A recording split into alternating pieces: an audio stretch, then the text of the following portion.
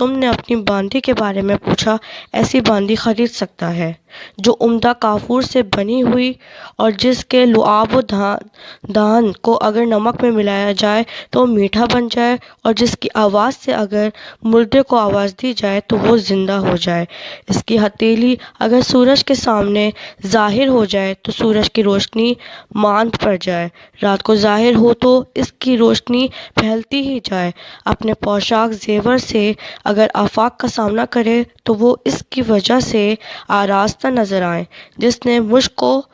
زعفران کے باغیچوں میں جنم لیا، جو نعمتوں کے پودوں میں پلی بڑھی، اور جس نے تسنیم یعنی جنت کا پانی پیا ہے، جو وعدہ خلافی نہیں کرتی، اس کی محبت